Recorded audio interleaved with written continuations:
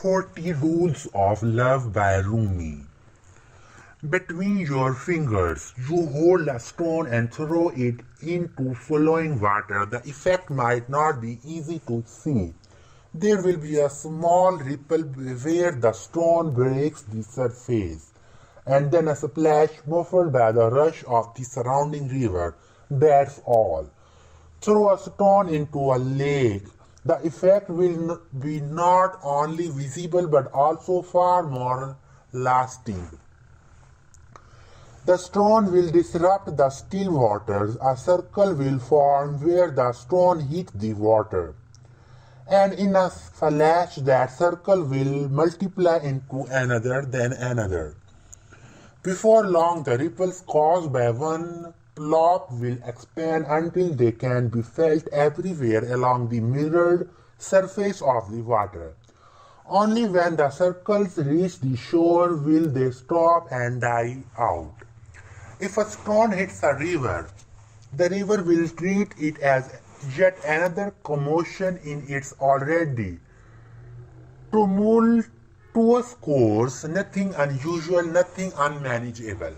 If a stone hits a lake, however, the lake will never be the same again. For 40 years, Ella Rubinstein's life had consisted of still waters, a predictable sequence of habits, needs, and preferences. Though it was monotonous and ordinary in many ways, she had not found it tiresome. During the last 20 years, every wish she had, every person she befriended, and every decision she made was filtered through her marriage. Her husband David was a successful dentist who worked hard and made a lot of money. She had always known that they did not connect on any deep level.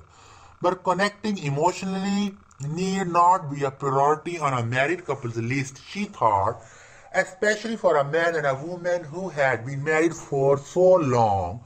There were more important things than passion and love in a marriage, such as understanding, affection, compassion, and that most godlike act a person could perform, forgiveness. Love was secondary to any of these, unless that is, one lived in novels or romantic movies where the protagonists were always larger than life and their love nothing short of legend. Ella's children topped her list of priorities. They had a beautiful daughter in college, Jeanette, and teenage twins Orle and Evie. Also, they had a 12-year-old golden retriever spirit who had been Ella's walking buddy in the mornings and her cheeriest companion ever since she had been a puppy.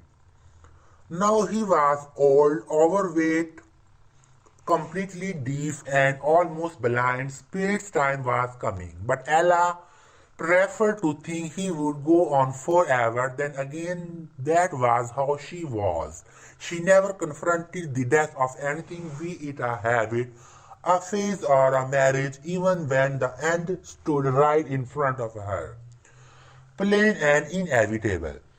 The Rubinsteins lived in Northampton, Massachusetts, in a large Victorian house that needed some renovation but still was splendid, with 5 bedrooms, 3 baths, shiny hardwood floors, a 3-car garage, French doors, and best of all, an outdoor jacuzzi. They had life insurance, car insurance, retirement plans, college savings plans, joint bank accounts, and in addition to the house, they lived in 2 prestigious apartments, one in Boston, the other in Rhode Island. She and David had worked hard for all this. A big, busy house with children, elegant furniture, and the wafting scent of homemade pies might seem a glitch to some people, but to them it was the picture of an ideal life. They had built their marriage around this shared vision and had attained most, if not all, of their dreams.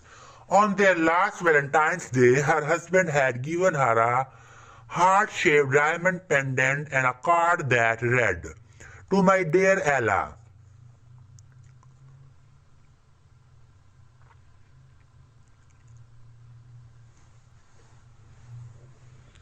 a woman with a quiet manner, a generous heart, and the patience of a saint. Thank you for accepting me as I am. Thank you for being my wife, yours David." Ella had never confessed this to David, but reading his card had felt like reading an obituary. "This is what they will write about me when I die," she had thought, and if they were sincere, they might also add this. Building her whole life around her husband and children, Ella lacked any survival techniques. To help her cope with life's hardships on her own, she was not the type to throw caution to the wind. Even changing her daily coffee brand was a major effort, all of which is why no one, including Ella, could explain what was going on. When she filed for divorce in the fall of 2008 after 20 years of marriage. But there was a reason, love. They did not live in the same city, not even on the same continent. The two of them were not only miles apart but also as different as day and night. Their lifestyles were so dissimilar that it seemed impossible for them to bear each other's presence. Never mind fall in love, but it happened, and it happened fast, so fast in fact that Ella had no time to realize what was happening and to be on guard. If one could ever be on guard against love, love came to Ella as suddenly as brusquely as if a stone had been hurled from out of nowhere into tranquil pond of her life.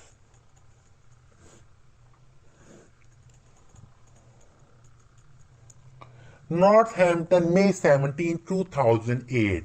Ella. Birds were singing outside her kitchen window on that balmy day in spring.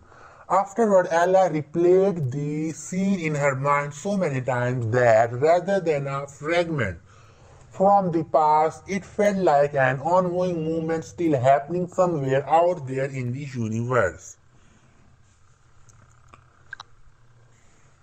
There they were, sitting around the table having a late family lunch on a Sunday afternoon. Her husband was filling his plate with fried chicken legs, his favorite food. Abby was playing his knife and fork like drumsticks while his twin, Orle, was trying to calculate how many bites of which food she could eat so as not to ruin her diet of 650 calories a day. Giannetti, who was a freshman at Mount Holyoke College nearby, seemed lost in her thoughts as she spread cream cheese on another slice of bread. Also at the table sat Aunt Esther, who had stopped by to drop off one of her famous marble cakes and then stayed on for lunch. Ella had a lot of work to do afterwards, but she was not ready to leave the table just yet. Lately, they didn't have too many shared family meals, and she saw this as a golden chance for everyone to reconnect. Esther, did Ella give you the good news? David asked suddenly. She found a great job. Though Ella had graduated with a degree in English literature and loved fiction, she hadn't done much in the field after college other than editing small pieces for women's magazines, attending a few book clubs, and occasionally writing book reviews for some local papers. That was all. There was a time when she had aspired to become a prominent book critic, but then she simply accepted the fact that life had carried her elsewhere, turning her into an industrious housewife with 3 kids and endless domestic responsibilities. Not that she complained being the mother, the wife, the dog walker, and the housekeeper kept her busy enough. She didn't have to be a breadwinner.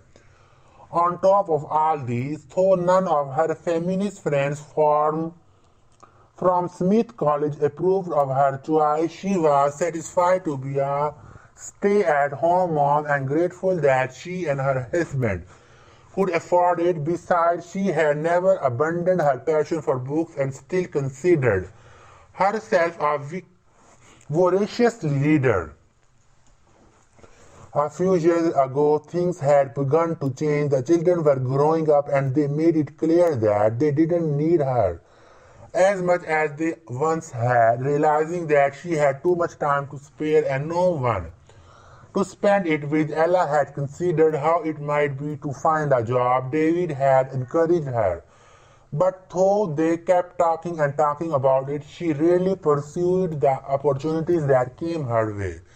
And when she did, potential employers were always looking for someone younger or more experienced.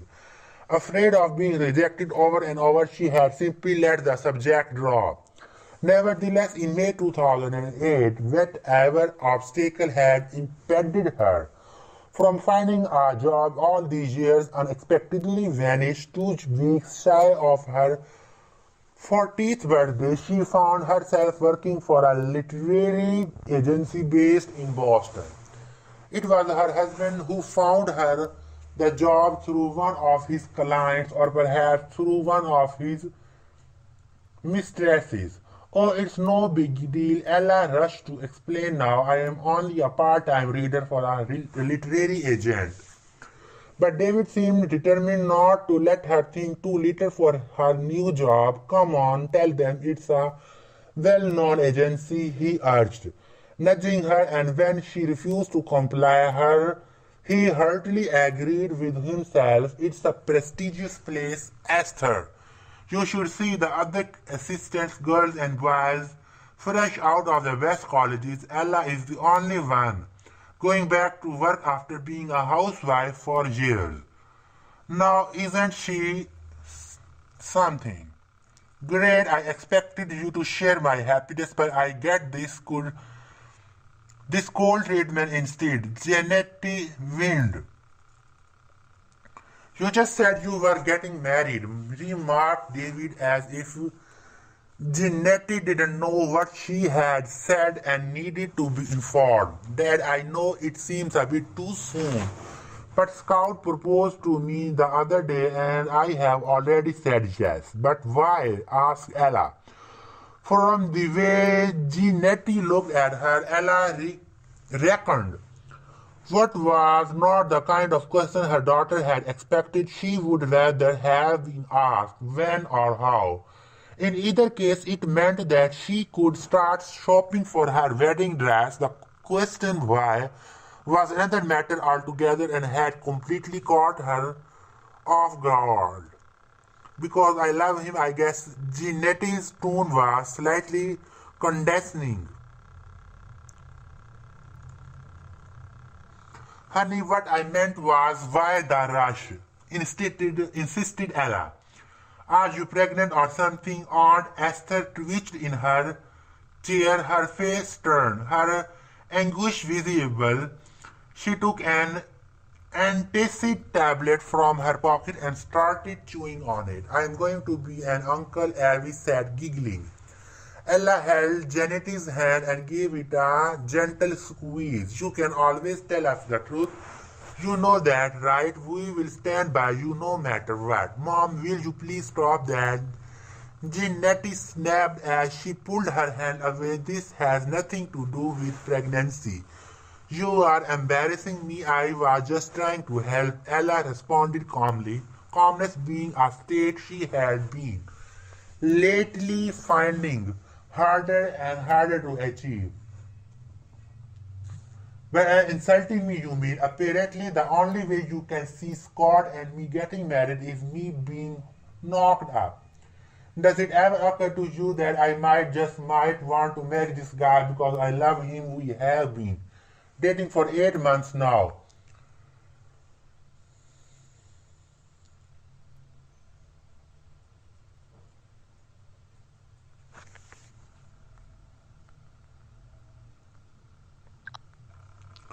This elicited a scoff from Ella. Oh yeah, as if you could tell a man's character in 8 months. Your father and I have been married for almost 20 years and even we can't claim to know everything about each other. 8 months in nothing in a relationship. It took God only 6 days to create the entire universe, said Elvi, beaming, but cold stares from everyone at the table forced him back into silence. Sensing the escalating tension, David, his eyes fixed on his elder daughter, his brow furrowed in thought, interjected, Honey, what your mom is trying to say is that dating is one thing, marrying is quite another. But Dad, did you think we would date forever? Janet asked. Drawing in a deep breath, Ella said, To be perfectly blunt, we were expecting you to find someone better. You are too young to get involved in any serious relationship. You know what I am thinking, Mom?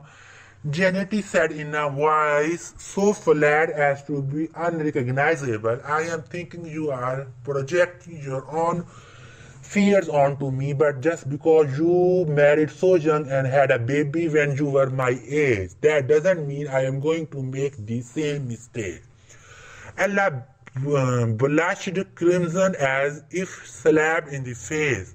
From deep within, she remembered the difficult pregnancy that had resulted in Janet's premature birth as a baby and then a toddler. Her daughter had drained all of her energy, which was why she had waited 6 years before getting pregnant again. Sweetheart, we were happy for you when you started dating Scott, David said cautiously. Trying a different strategy, he's a nice guy, but who knows what you will be thinking after graduation. Things might be very different then. Janet gave a small nod that conveyed little more than feigned acquiescence. Then she said, Is this because Scott isn't Jewish? David rolled his eyes in disbelief. He had always taken pride in being an open-minded and cultured father, avoiding negative remarks about race, religion, or gender in the house. Janet, however, seemed relentless. Turning to her mother, she asked, Can you look me in the eye and tell me you would be making the same objections if Scott were a young Jewish man named Aaron? Janet's voice needled with bitterness and sarcasm, and Ella feared there was more of that welling up inside her daughter.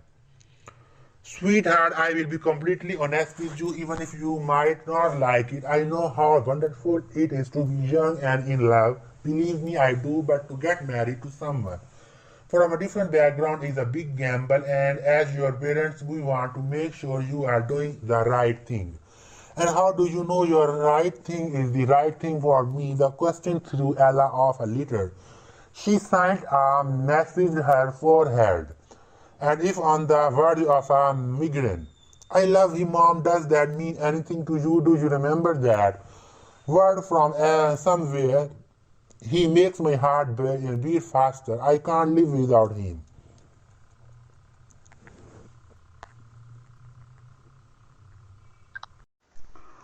Ella heard herself chuckle. It was not her intention to make fun of her daughter's feelings. Not at all. But that was probably what her laughing to herself sounded like. For reasons unknown to her, she felt extremely nervous.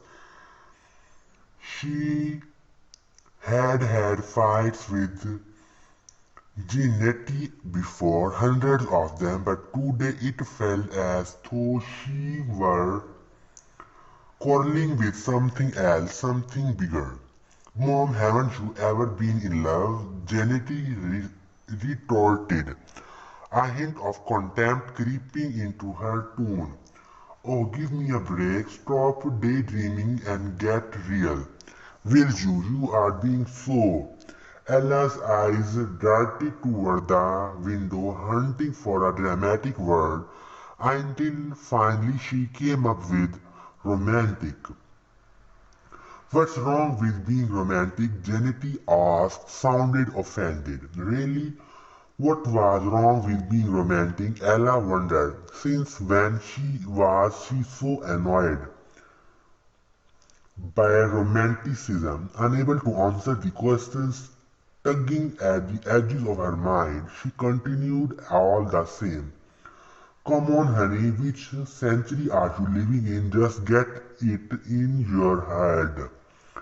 Women don't marry the men they fall in love with when push comes to shove.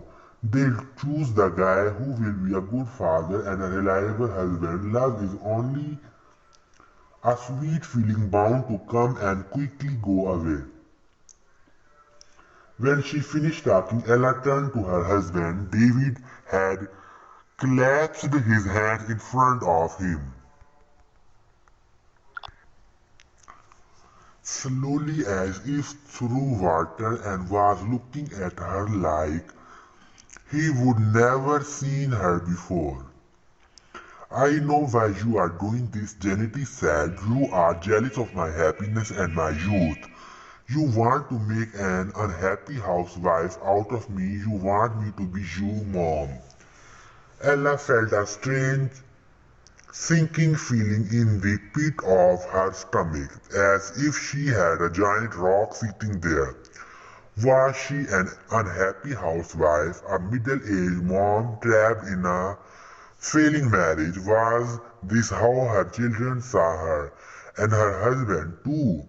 What about friends and neighbors? Suddenly she had the feeling that everyone around her secretly pitied her, and the suspicion was so painful that she gasped.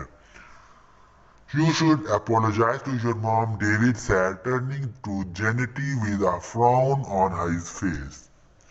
It's all right, I don't expect an apology, Ella said dejectedly. Janity gave her mother a mock leer, and just like that she pushed back her chair, threw her napkin aside, and walked out of the kitchen. After a minute, Orley and Evie silently followed suit, either in an unusual act of solidarity with their elder sister or because they had gotten bored of all this adult talk. Aunt Esther left next, mumbling some poor excuse while chewing fiercely on her last antacid tablet. David and Ella remained at the table, an intense awkwardness hanging in the air between them. It pained Ella to have to face this void, which, as they both knew, had nothing to do with Janity or any of their children. David grabbed the fork he had put aside and inspected it for a while. So should I conclude that you didn't marry the man you loved? Oh, please, that's not what I meant. What is it you meant? Then, David said, still talking to the fork, I thought you were in love with me when we got married. I was in love with you, Ella said, but couldn't help adding back then. So when did you stop loving me? David asked, deadpan. Ella looked at her husband in astonishment, like someone who had never seen her reflection before and who now held a mirror to her face. Had she stopped loving him? It was a question she had never asked herself before. She wanted to respond but lacked not so much the will as the words.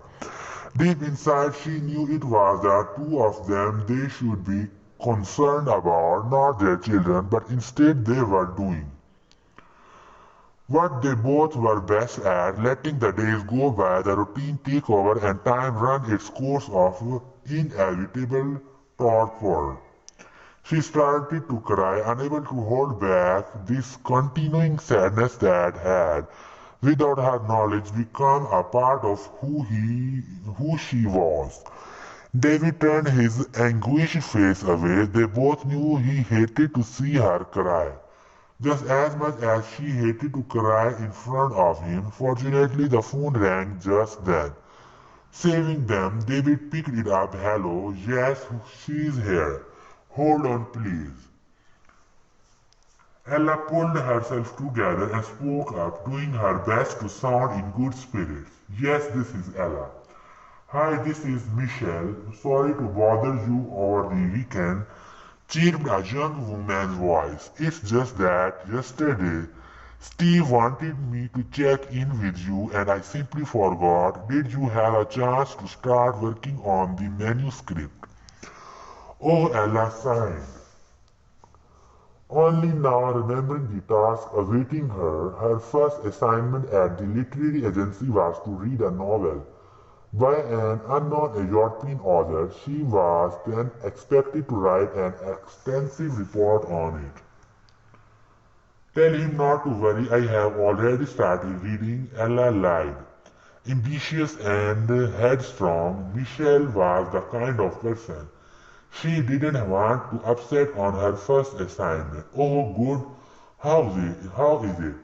Ella paused, puzzled as to what to say. She didn't know anything about the manuscript except that it was a historical novel centered on the life of the famous mystic poet Rumi, who had learned was called the Shakespeare of the Islamic world. Oh, it's very mystical, Ella chuckled, hoping to cover with a joke, but Michelle was all business, right? She said flatly. Listen, I think you need to get on this. It might take longer than you expect to write a report on a novel like that. There was a distant muttering on the phone as Michelle's voice trailed off. Ella imagined her juggling several tasks simultaneously, checking emails, reading a review on one of her authors, taking a bite from her tuna salad sandwich and polishing her fingernails, all while talking on the phone. Are you sure? Are you still there? Michelle asked a minute later. Yes, I am. Good, listen, it's crazy in here. I need to go. Just keep in mind the deadline is in 3 weeks. I know, Ella said abruptly, trying to sound more determined. I will make the deadline. The truth was, Ella wasn't sure she wanted to evaluate this manuscript at all. In the beginning, she had been so eager and confident. It had felt thrilling to be the first one to read an unpublished novel by an unknown author and to play, however small a role in this fate, but now she wasn't sure if she could concentrate on a subject as irrelevant to her life as Sufism and a time as distant as the 13th century. Michelle must have detected her hesitation. Is there a problem? She asked. When no answer came, she grew insistent. Listen, you can confide in me. After a bit of silence, Ella decided to tell her the truth. It's just that I am not sure I am in the right state of mind these days to concentrate on a historical novel. I mean, I am interested in Rumi and all that, but still the subject is alien to me. Perhaps you could give me another novel. You know, something I could more easily relate to. That's such a skewed approach, said Michelle. You think you can work better with books you know something about? Not at all. Just because you live in this state, you can't expect to edit only novels that take place in Massachusetts, right? That's not what I meant, Ella said, and immediately realized she had uttered the same sentence too many times this afternoon. She glanced at her husband to see if he too had noticed this, but David's expression was hard to decipher.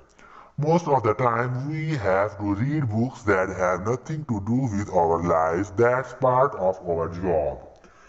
Just this week I finished working on a book by an Iranian woman who used to operate a brothel in Tehran. and had to flee the country. Should I have told her to send the manuscript to an Iranian agency instead? No, of course not, Ella mumbled, feeling silly and guilty. Isn't connecting people to distant lands and cultures one of the strengths of good literature? Conceded, hating Michelle for treating her as if she were the dullest person alive and hating herself for allowing this to happen. Wonderful, that's the spirit, Michelle concluded in her sing-song voice. Don't get me wrong, but I think you should bear in mind that there are dozens of people out there who would love to have your job, and most of them are almost half your age. That will keep you motivated. When Ella hung up the phone, she found David watching her, his face solemn and reserved. He seemed to be waiting for them to pick up where they had left off, but she didn't feel like mulling over their daughter's future anymore, if that was what they had been worrying about in the first place. Later in the day, she was alone on the porch, sitting in her favorite rocking chair, looking at the orangey red Northampton sunset. The sky felt so close and open that you could almost touch it.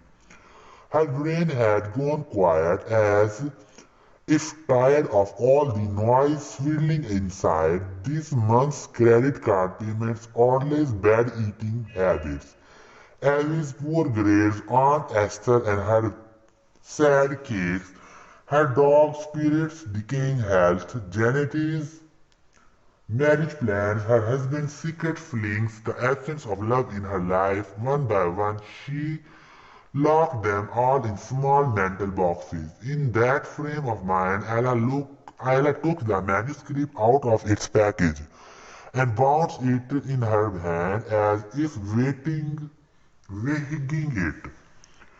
The title of the novel was written on the cover in indigo ink, Sweet Blasphemy.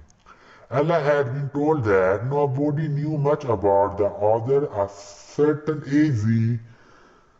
Zahra, who lived in Holland. His manuscript had been shipped to the literary agency from Amsterdam, with a postcard inside the envelope. On the front of the postcard was a picture of tulip fields in dazzling pink, yellows, and purples, and on the back a note written in delicate handwriting. Dear Sir, Madam, greetings from Amsterdam. The story I herewith send you takes place in 13th century Konya in Asia Minor, but I sincerely believe that it cuts across countries, cultures and centuries. I hope you will have the time to read Sweet Blasphemy, a historical mystical novel on the remarkable bond between Rumi, the best poet and most revered spiritual leader in the history of Islam, and Shams Tabrizi, an unknown, unconventional dervish full of scandals and surprises. My love be always with you, and you always surrounded with love. A.Z. Zahra.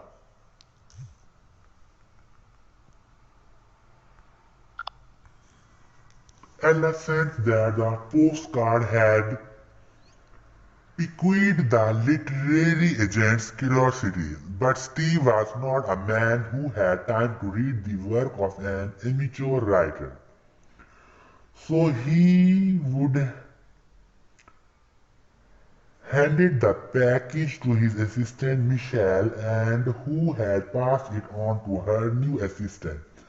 This is how Sweet Blasphemy ended up in Ella's hands. Little did she know that this was going to be not just any book, but a book that changed her life. In the time she was reading it, her life would be rewritten. Ella turned the first page. There was a note about the writer. A.Z.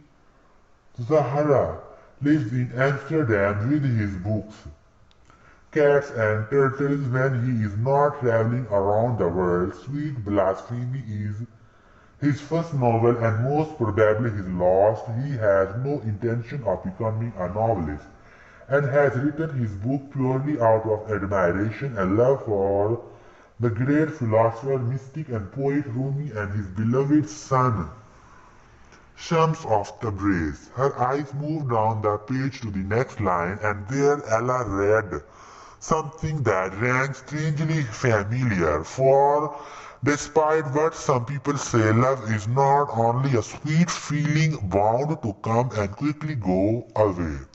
Her jaw dropped as she realized this was the contradiction of the exact sentence. She had spoken to her daughter in the kitchen earlier in the day. She stood still for a moment, shivering with the thought that some mysterious force in the universe, or else this writer, whoever he might be, was spying on her. Perhaps he had written this book knowing beforehand what kind of person was going to read it first. This writer had her in mind as his reader for some reason unbeknownst to her. Ella found the idea both disturbing and exciting. In many ways, the 21st century is not that different from the 13th century.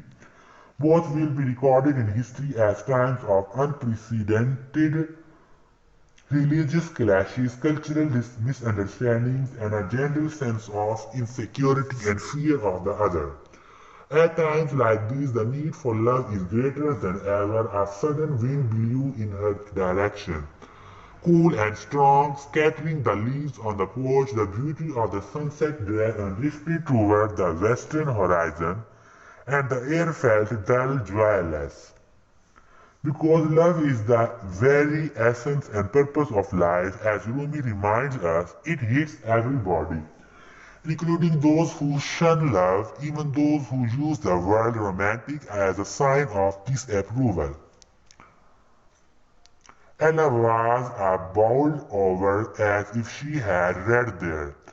Love hits everybody, even a middle-aged housewife in Northampton named Ella Rubinstein. Her gut instinct told her to put the manuscript inside, go into the house, give Michelle a call and tell her there was no way she could write a report on this novel. Instead, she took a deep breath, turned the page and started to read.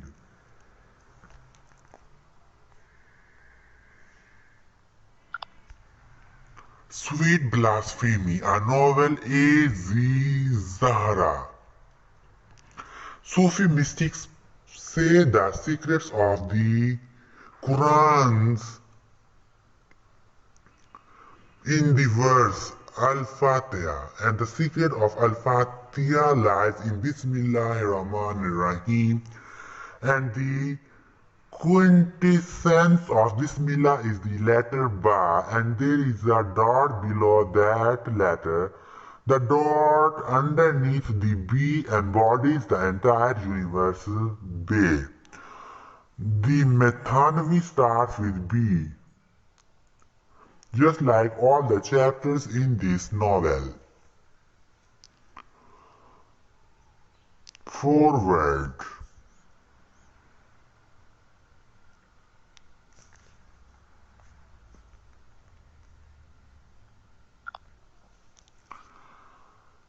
Beset with religious clashes, political disputes, and endless power struggles, the 13th century was a turbulent period in Anatolia.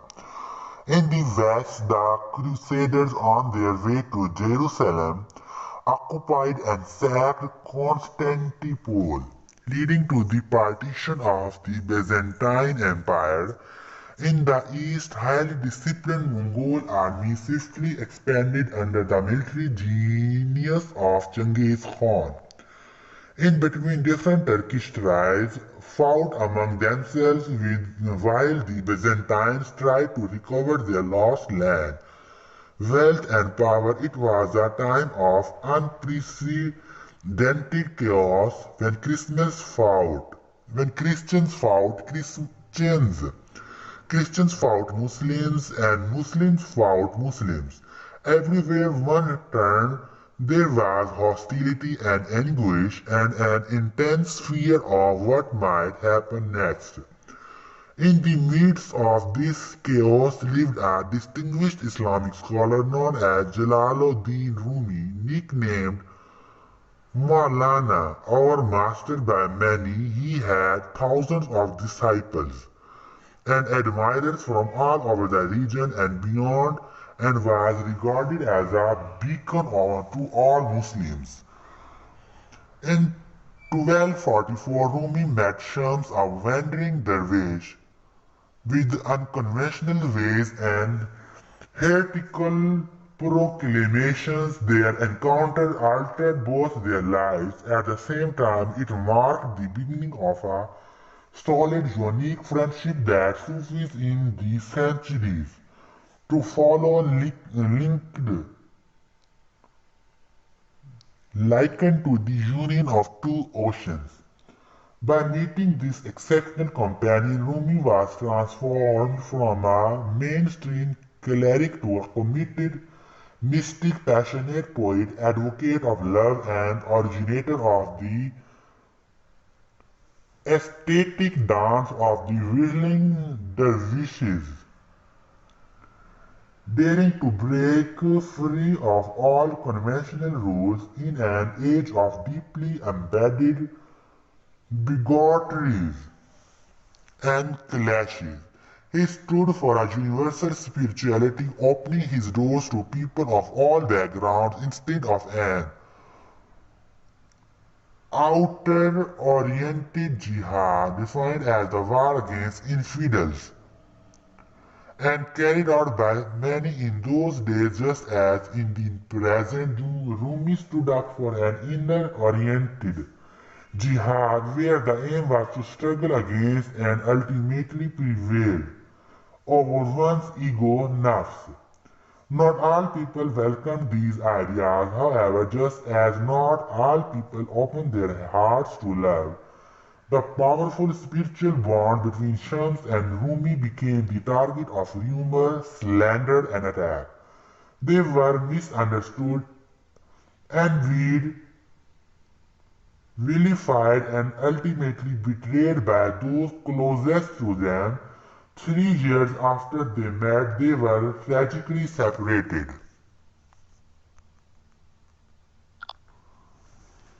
But the story didn't end there. In truth, there never was an end. Almost 800 years later, the spirits of Shams and Rumi are still alive today, whistling amid us somewhere. The Killer, Alexandria, November 1252. Beneath dark waters in a well, he is dead now, yet his eyes follow me wherever I go. Bright and imposing, like two dark stars ominously hanging in the sky above, I came to Alexandria, hoping that if I traveled far enough I could escape this piercing memory and stop the wail echoing inside my mind, that very last cry he gave out before his face drained of blood. His eyes bulged out and his throat closed in an unfinished gasp, the farewell of a stabbed man, the howl of a trapped wolf. When you kill someone, something from that person passes to you, a sigh, a smell, or a gesture. I call it the curse of the victim. It clings to your body and seeps into your skin, going all the way into your heart, and thus continues to live within you. People who see me on the street have no way of knowing this, but I carry with me the traces of all the men I have killed. I wear them around my neck like invisible necklaces, feeling their presence against my flesh, tight and heavy, uncomfortable though it feels. I have gotten used to living with this burden and have accepted it as part of my job. Ever since Cain slew Abel, in every murderer breathes. The man he murdered, that much I know, it doesn't disturb me not anymore. But then murderer breathes, the man he murdered, that much I know, it doesn't disturb me not anymore. But then why was I shaken so badly after that lost incident? Everything was different this time, right from the start. Take the way I found the job, for instance, or should I say instead, the way the job found me early in the spring of 1248. I was working for a brothel patron in Konya, a hermaphrodite famous for her anger and wrath.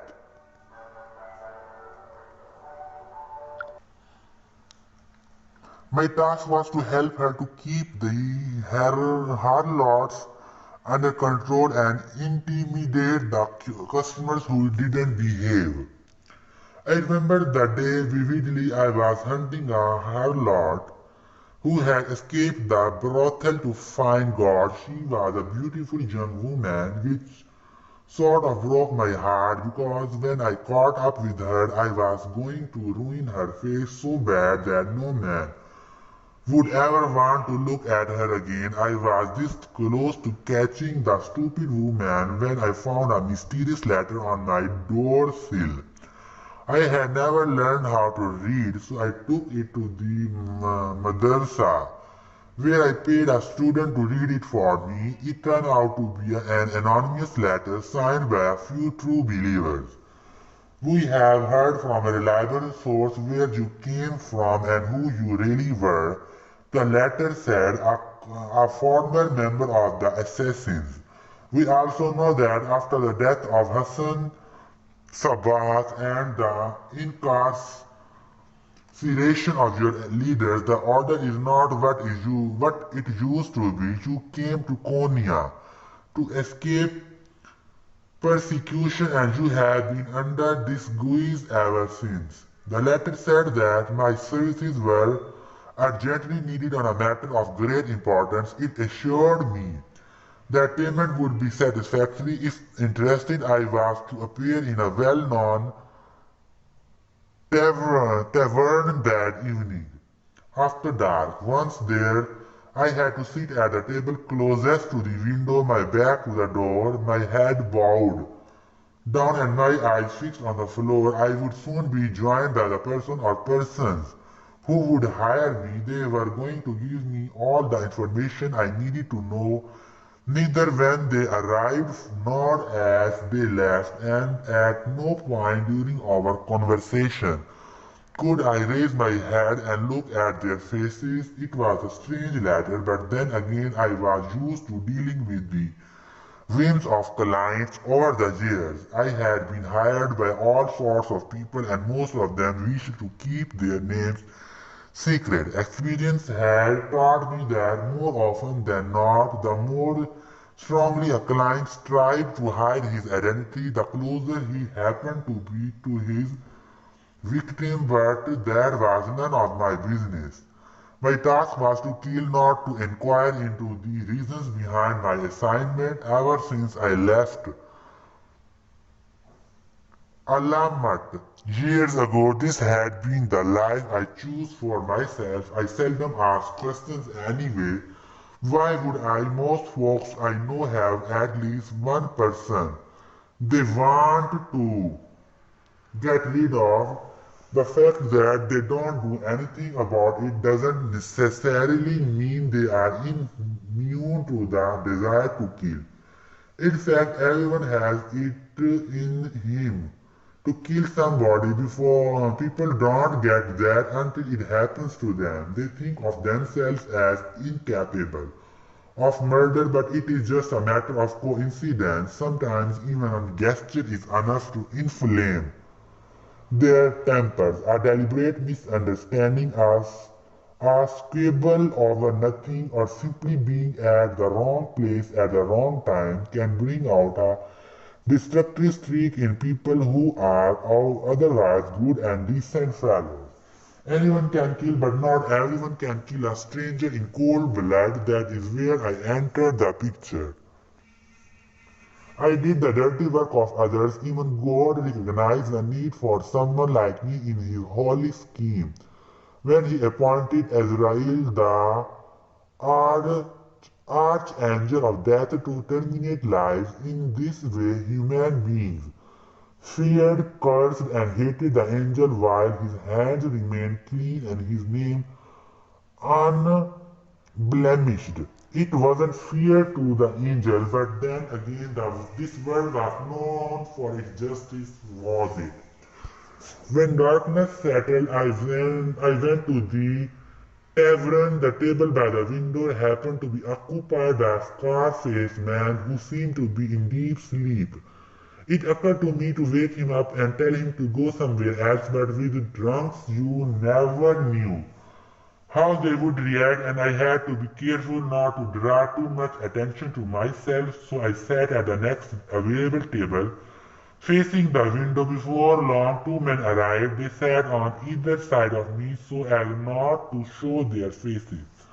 I didn't need to look at them, though, to realize how young they were and how unprepared for the step they were about to take. "You came highly recommended," said one of them, his tone not so much cautious as apprehensive. "We were told you were the best." It felt funny the way he said it, but I suppressed my smile. I noticed they were scared of me, which was a good thing. If they were scared sufficiently, they could not dare to do me wrong.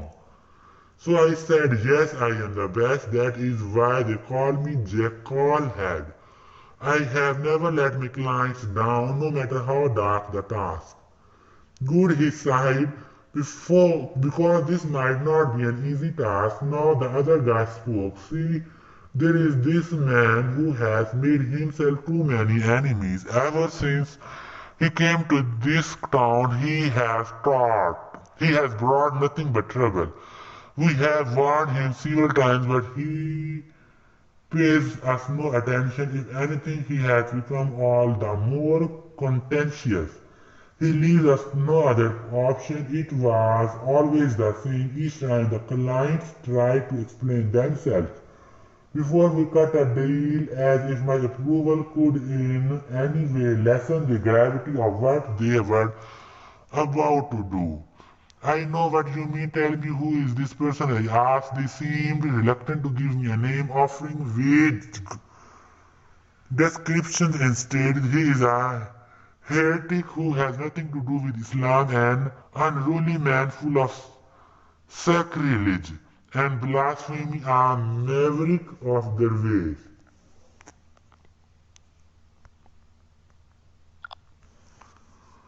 As soon as I heard this last word, a creepy feeling spread over my arms. My mind raced. I had killed all sorts of people, young and old, men and women, but a dervish, a man of faith, was not among them.